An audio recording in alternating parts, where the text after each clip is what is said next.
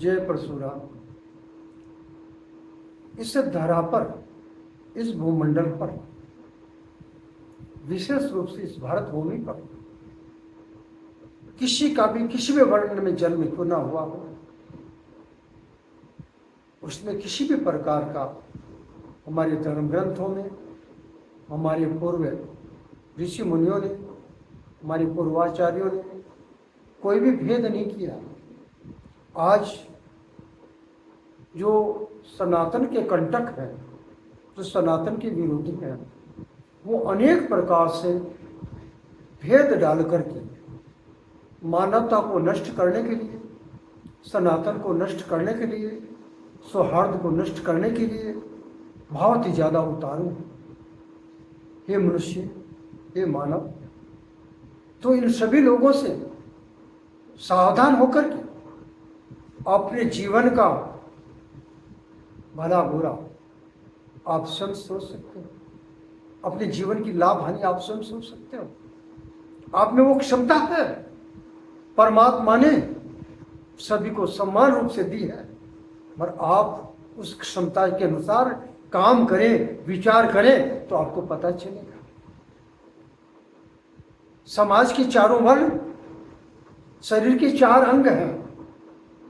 किसी भी अंग को छोटा या बड़ा नहीं कहा जा सकता, और उन्हीं अंगों के अनुसार उनका स्थान निश्चित है। हम सर को, मस्तिष्क को और पैरों की तरह चलाना चाहेंगे तो नहीं चल पाएगा। हम हाथों को भी पैरों की तरह चलाना चाहेंगे, नहीं चल पाएंगे। हम जो है उधर को भी पैरों की तरह चलाना चाहेंगे, नहीं चल पाएगा। तो ये हमारे शरीर के 4 भाग विशेष हैं। मस्तिष्क जो है ब्राह्मण है, भुजाएं क्षत्रिय है, उधर जो वैश्य है, और हमारे कटी का नीचे का भाग ये शूद्र है। ये 4 वर्ण है। क्या इस शरीर में से किसी एक वर्ण को निकालेंगे तो क्या परिस्थिति उत्पन्न होगी? क्या शरीर रह पाएगा? कदापि नहीं। इसीलिए ये सनातन के 4 वर्ण, 4 स्तंभ हैं। और वर्तमान समय का जो राजनीतिक दल है, जो सनातन के विरोधी हैं, विजातीय तत्व हैं, वो सनातन पर प्रहार करके चारों वर्णों में बहुत ही ज्यादा फूट डालने की कोशिश कर रहे हैं। आप स्वयं विचार करके देख लीजिए, हमारे वेदों ने बहुत ही सुंदर व्याख्या की है। ब्राह्मणों से मुख मासिद बाहु राजन्य कृत उरु तदत विश्यम पद्मम पुंक्षुद्रो जाए।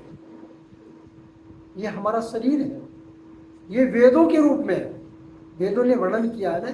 तो हमें करना क्या चाहिए कि सभी वर्णों को, आप सभी सनातनी हैं, सभी को संगठित होने की जरूरत है। आप सनातनी संगठित रहेंगे तो सुरक्षित रहेंगे, अन्यथा किसी का भी अस्तित्व विद्यमान रह नहीं रहा। आपको अगर अपना अस्तित्व रखना है तो संगठित होना ही पड़ेगा।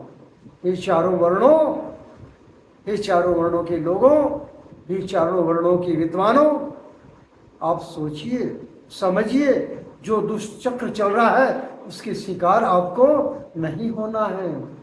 कुछ हमारे अपने हैं जो विशेष लालच में आकर के अपने आप का नुकसान कर रहे हैं।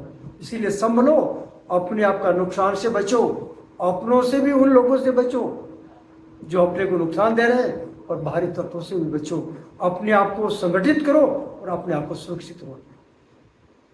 जय परशुराम।